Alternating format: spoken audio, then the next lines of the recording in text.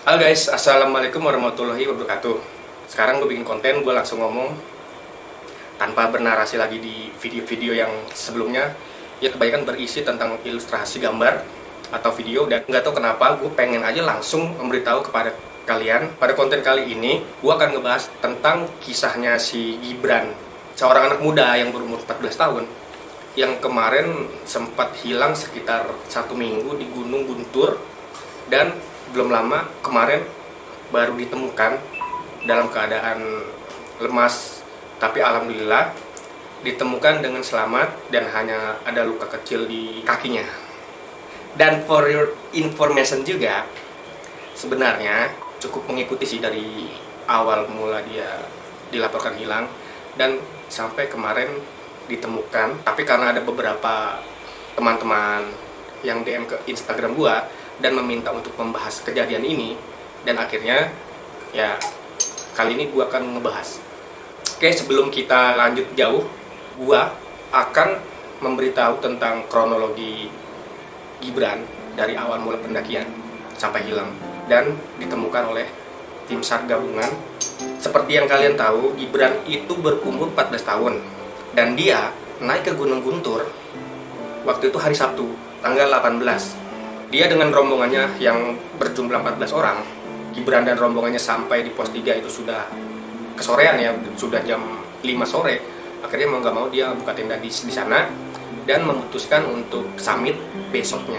Dia buka tenda, dia ngecamp itu di pos 3, dan kemudian 13 temannya ini berinisiatif untuk naik ke puncak untuk summit, dan sementara si Gibran diam di dalam tenda. Nah, nggak tahu kenapa setelah ke-13 temannya ini turun dari puncak, mereka tidak menemukan Gibran. Gibran hilang. Setelah dilakukan pencarian secara manual, dan akhirnya pun ke-13 temannya ini putus asa dan mencoba melaporkan kepada petugas Gunung Guntur. Dan dari petugas itu mulai mencari Gibran sampai berhari-hari, dan akhirnya pada tanggal 24 September Gibran ditemukan selamat di Curug Cikoneng. Jaraknya hanya sekitar 750 meter dari pos 3. Setelah ditemukan, Gibran langsung dilarikan ke puskesmas. Kemudian Gibran menceritakan kepada wartawan dan petugas apa yang dia alami selama hilang di Gunung Guntur itu.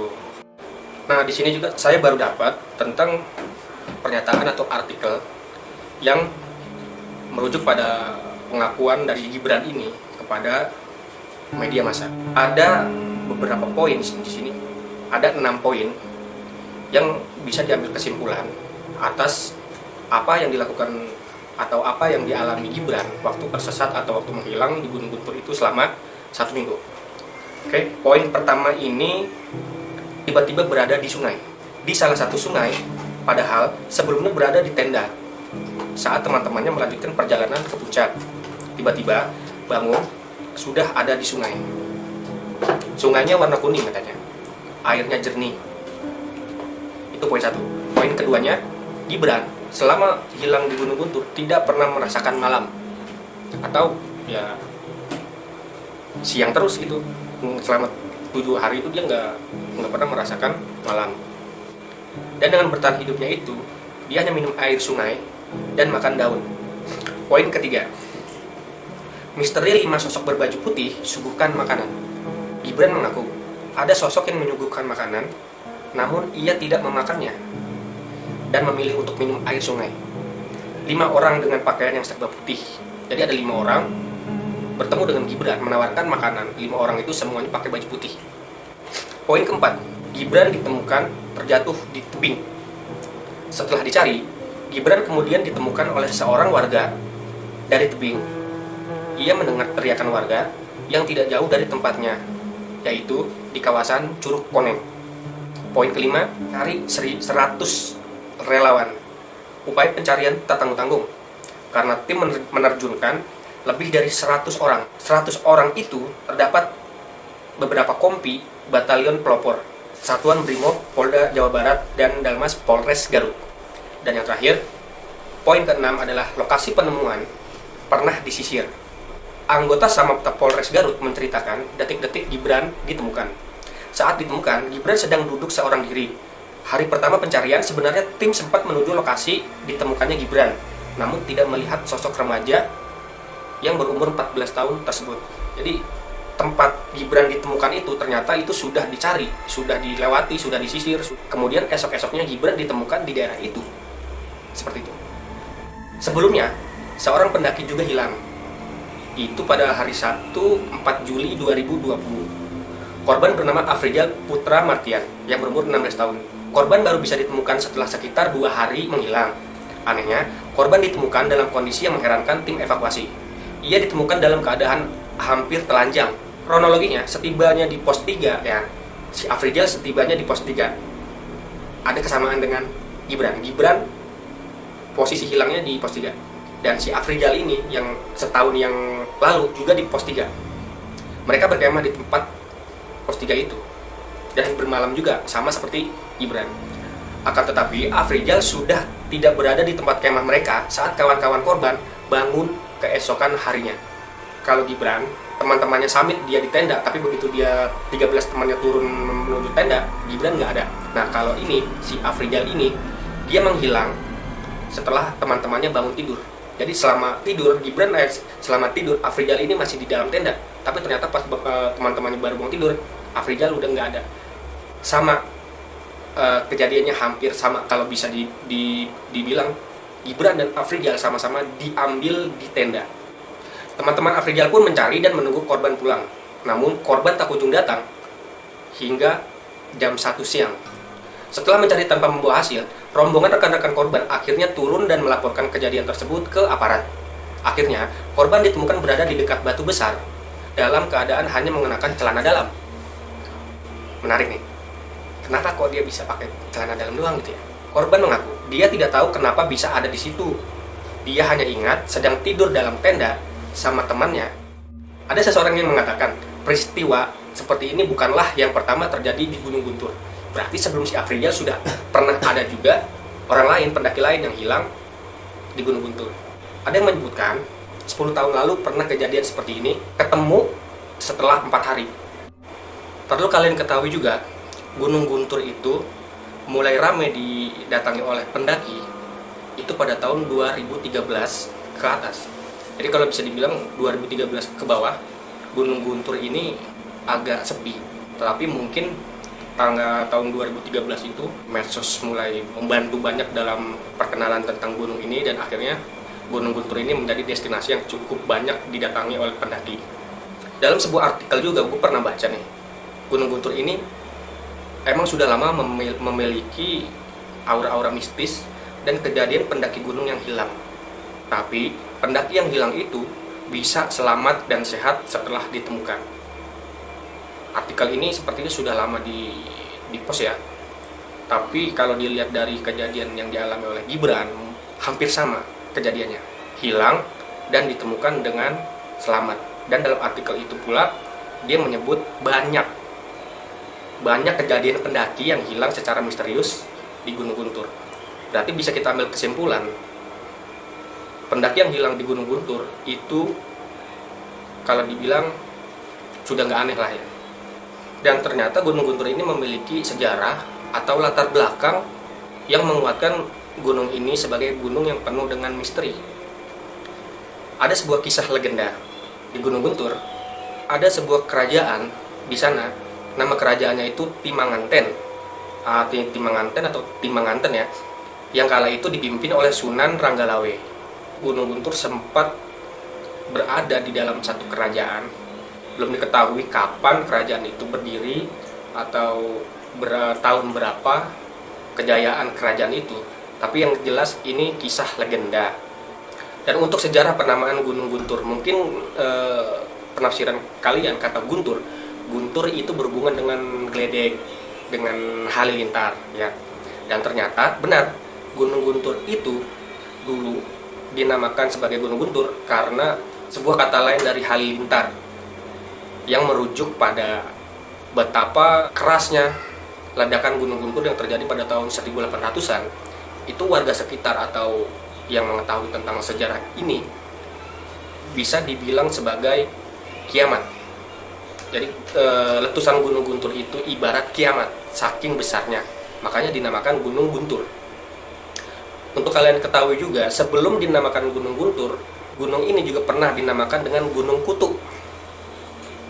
Kalau informasi ini saya kurang ini juga, kutu yang dimaksud itu kutu sejenis binatang atau ada pengertian lain dari kata kutu itu ya.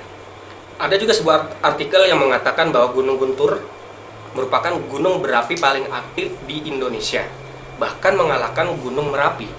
Tapi di artikel ini dia mengatakan bahwa Gunung Guntur itu adalah gunung berapi paling aktif di Indonesia, bahkan mengalahkan Gunung Merapi. Tapi bisa dilihat juga ini hanya potongan berita. Jadi untuk kalian yang mencari informasi, jangan hanya diambil dari headline-nya aja atau judulnya aja.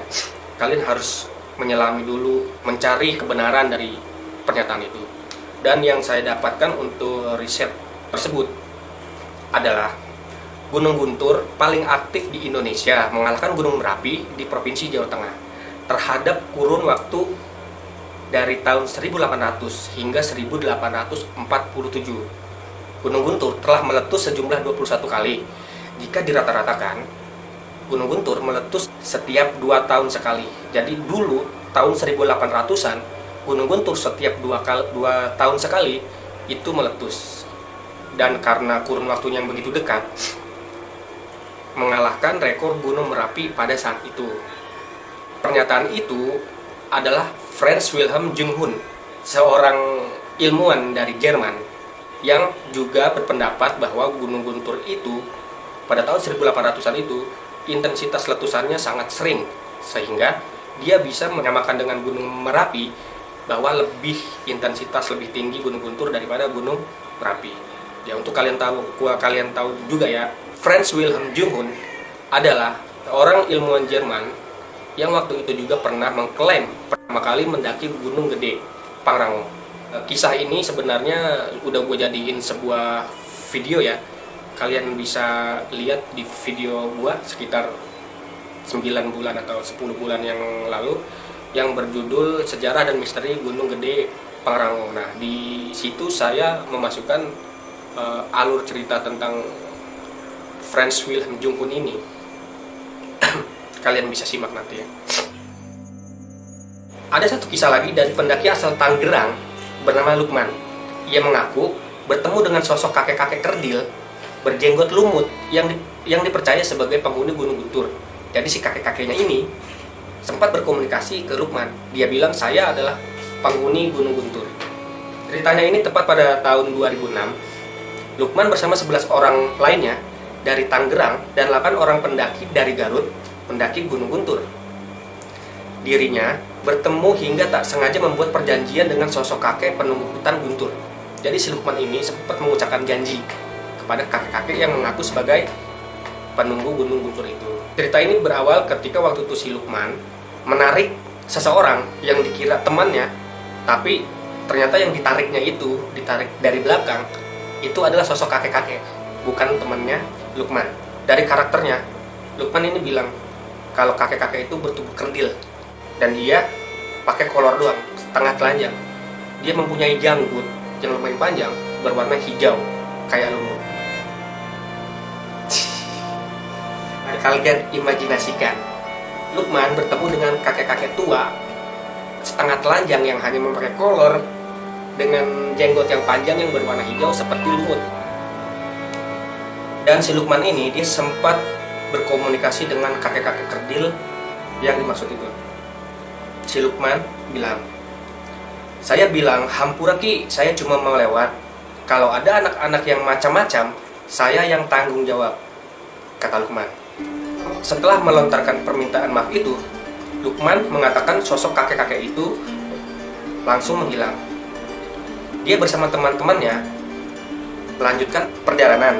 Dia tidak bercerita ke teman-temannya tentang kejadian mistis tersebut. Tidak hanya itu, Lukman juga mengaku melihat sosok kuntilanak bergelayutan di akar pohon kembar. Kejadiannya ketika dirinya ingin istirahat di dalam tenda. Setelah tiba di rumahnya, kakek tersebut masih mengikutinya hingga dia tidak bisa tidur selama 3 hari. Setelah itu, dia pun dipanggil guru ngajinya untuk dilakukan ruqyah. Hingga akhirnya makhluk halus dengan sosok kakek berjenggot lumut itu dimasukkan ke dalam botol. Guru ngaji Luqman tidak menceritakan penyebab dari apa yang mengganggu Luqman. Namun belasan tahun kemudian barulah guru ngajinya bercerita bahwa sosok itu ingin menagih janji kepada Luqman. Karena Luqman pernah mengatakan bahwa dia yang bertanggung jawab atas teman-temannya. Dan ternyata tanpa diketahui Luqman, saat kejadian ada kuntilanak itu, guru ngajinya mengatakan bahwa ada perbuatan maksiat yang dilakukan teman-temannya di tenda. Berarti kan yang tidak tahu diri adalah teman-temannya, yang mungkin si Luqman tidak bisa mengontrolnya. Makanya kakek kerdil dan kuntilanak itu langsung menegur kepada Luqman. Bahasan kita saat ini banyak pelajaran yang bisa diambil, terutama kejadian setelah menghilangnya Gibran dan yang akhirnya ditemukan dengan selamat. Beberapa kejadian yang sama dengan Gibran, 2, 3, 4 atau pendaki yang lain yang dulu pernah hilang di Gunung Guntur, yang alhamdulillahnya bisa kembali dengan selamat. Mungkin untuk pelajaran agar kita selalu bisa menjaga etika dan sopan santun.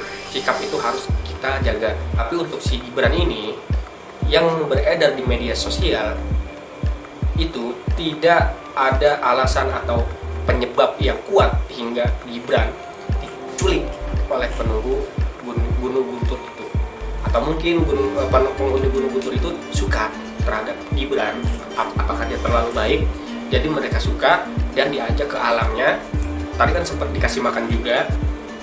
Mungkin ya itu sebuah pesan moral yang disampaikan penghuni kepada Gibran, agar Gibran bisa menceritakan ke pendaki lain tentang kejadiannya yang dialami, agar bisa bermanfaat dan bisa menyadarkan pendaki-pendaki lain yang selalu menganggap remeh gunung-gunung yang menurut mereka ya gunung biasa, nggak tinggi lah, apalah gitu. Karena semua gunung itu sama dan semua gunung pasti ada penghuninya. Terima kasih guys sudah mengikuti video ini sampai habis. Seperti biasa, omongan saya di video-video yang sebelumnya. Jangan lupa like, share, komen, dan subscribe channel Vlogger Dadakan. Salam lestari, salam Vlogger Dadakan. Assalamualaikum warahmatullahi wabarakatuh.